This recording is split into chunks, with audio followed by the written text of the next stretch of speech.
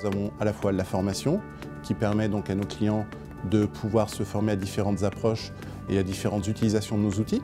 Ces formations ont lieu soit sur site, soit dans nos locaux. Alors la formation Minitab va s'adresser beaucoup aux personnes qui travaillent dans le domaine de la qualité, dans la recherche et développement. On a des formations en fait, des stats appliquées en utilisant Minitab. Donc ça permet aux gens de comprendre de manière synthétique en fait les concepts les plus fondamentaux en statistique. La formation permet d'accélérer l'apprentissage, d'avoir l'échange avec des formateurs qui sont expérimentés, qui travaillent avec tous les secteurs d'activité confondus.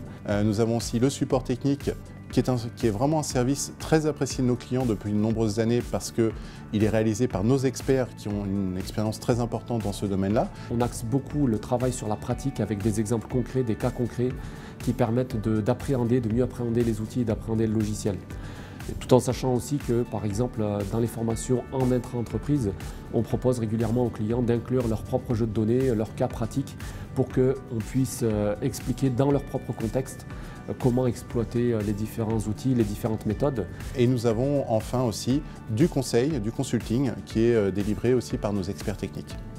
Donc je pense que par notre enthousiasme, notre sens pratique, le fait que nous avons des cours très pragmatiques en fait, et on fait des choses de manière vraiment structurée et claire, sans ambiguïté, les gens ils sortent avec beaucoup plus d'enthousiasme. J'anime ces sessions sur des modules qui vont de l'essentiel de Minitab, donc pour aborder les bases de l'utilisation de Minitab à travers la découverte de l'interface, l'utilisation et la manipulation des données et l'utilisation de graphiques, statistiques descriptives, et puis ensuite on bascule sur des outils d'analyse tels que les tests d'hypothèse, l'ANOVA, la régression par exemple.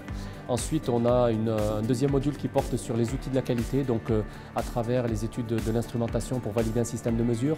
On va parler et aborder aussi les cartes de contrôle ainsi que les analyses de capacité.